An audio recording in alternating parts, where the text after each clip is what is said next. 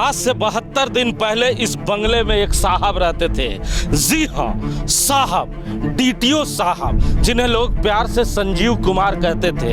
ये साहब इसी बंगले में 72 दिन पहले रहा करते थे, लेकिन 72 दिन बीत जाने के बाद भी इस बंगले को जब उन्होंने खाली नहीं किया तो बोकारो के एक सबसे बड़े साहब, जिसे हम डीसी साहब कहते हैं, उन्होंने एक पत्र भेजा है जिसमें कहा है कि साहब 72 घंटे के अंदर इस बंगले को अगर आपने खाली नहीं किया नहीं तो की जाएगी कार्रवाई। जिले के सबसे बड़े साहब ने जिन 2 बड़े आवासों को खाली करने का 72 घंटे के अंदर आदेश दिया है, उनमें से एक आवास ठीक हमारे पीछे देख रहे हैं, ये 5A है, जिसकी क्वार्टर संख्या आपकी 3040 है, और एक दूसरा आवास सेक्टर 1C में है जिसका क्वार्टर संख्या 740 है। उपायुक्त महोदय ने सीधे नोटिस भेजकर इन अधिकारियों को तय समय पर आवास खाली करने का आदेश दे दिया। सुना ना आपने कि किस तरह बोकारो के सबसे बड़े साहब डीसी साहब ने एक पत्र जारी कर किस तरह सनसनी मचा दी है कि बोकारो स्टील सिटी में जो अधिकारी बोकारो छोड़ के चले जाते हैं लेकिन तब भी वो बंगले को खाली नहीं करते हैं। ये हम नहीं कह रहे, ये बोकारो के प्रसिद्ध अखबारों में छपी हुई आज की सुर्खियां हैं। बात करने के लिए राम नारायण शर्मा हमारे साथ हैं। शर्मा जी, जिन अधिकारियों को नियम और कानून पालन करने के लिए वो अधिकारी ही नियम तोड़ रहे हैं। जी बिल्कुल, आप देख रहे हैं कि किस तरह अब खुद उपायुक्त को मोर्चा संभालना पड़ा है जिले में।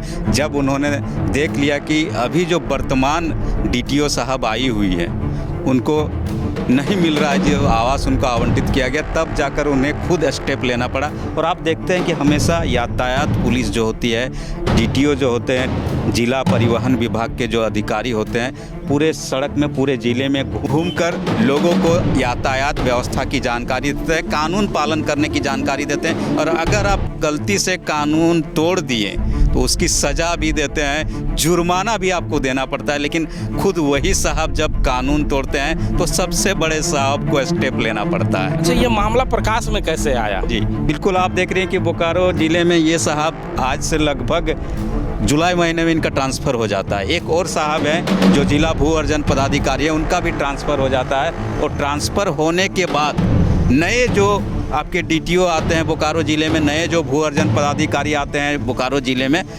उनको आवास तो आवंटित कर दिया जाता है लेकिन आवास खाली नहीं होता है। जिसके बाद वो दोनों अधिकारी जो वर्तमान में आए हुए हैं वो गुजारिश कर डालते हैं सबसे बड़े अधिकारी डीसी साहब से कि हम कहाँ जाएं। उनको मजबूरन कहा जाता है कि सभी सर्किट हाउस या यहाँ वहाँ रहने को विवश हैं। उसके बाद जब अपने अधिकारियों की स्थिति वो देखते हैं तब मजबूरन डीसी साहब को ये स्टेप लेना पड़ता है। और उन्होंने सीधा अब चिट्ठी निकाल दी और कहा कि 72 घंटे के अंदर आप आवास खाली कर दीजिए। अच्छा, देखा जाता है कि जो अधिकारी पहली बार बोकारो चल के आते हैं और बोकारो की इस तरह का जो माहौल देखते हैं उसके बाद बोकारो छोड़ना नहीं चाहते, भले उनका ट्रांसफ़र हो जाए। बोकारो ज़िले में कई ऐसे उदाहरण हैं, कई ऐसे बड़े अधिकारी हैं जो अभी तक क्वार्टर रखे हैं और लंबे समय से वो रिटायर हो चुके हैं। बिल्कुल, आप बोकारो बोकारो स्टील सिटी के कई आवास को आप देखते हैं, चाहे उपायुक्त पुल से हो या एसपी पुल से हो या दूसरे जो पुल से हो, उन आवास में एक बार जब कोई अधिकारी आ जाता है, भले उनका ट्रांसफ़र हो जाए या सेवानिवृत्त हो जाए, वो आवास छोड़ते नहीं है। लगातार बोकारो स्टील प्लांट भी इसको खाली करवाने की कोशिश करता है लेकिन कोई कार्रवाई नहीं होती है। और आप देख रहे हैं कि कई ऐसे जो आपके क्वार्टर्स मिलेंगे या आवास मिलेंगे, इसी तरह कहा जाता है कि कब्जा कर लिया जाता है और उसके बाद जिला प्रशासन को बड़ी मशक्क़त करनी पड़ती है क्योंकि उनके अधिकारी को इधर उधर भटकना पड़ता है। और जब अधिकारी सही तरीके से आवास में नहीं रह पाएगा तो वो फिर जिले का काम कैसे करेगा। और ऐसे में अंत में उपायुक्त साहब को स्टेप लेना पड़ता है। और आपने देख लिया कि यहाँ पे स्टेप ले लिया उन्होंने। क्या माना जाए, ये शुरुआत है, बड़े साहब से ही जब ये तैयारी शुरू कर दी गई है तो जो छोटे अधिकारी हैं, कई अधिकारियों ने अभी अपना क्वार्टर कब्जा करके रखा है, तो उन अधिकारियों पर कार्रवाई होगी? नहीं, बिल्कुल मुझे लग रहा है कि उपायुक्त साहब ने एक तरह से बता दिया है, संकेत दे दिया है कि आप लोग जो भी आवास है आपका ट्रांसफ़र हो गया या सेवानिवृत्त हो गए हैं तो आवास खाली कर दीजिए, अन्यथा इसी तरह नोटिस जाएगा और फिर आपकी फजीहत होगी।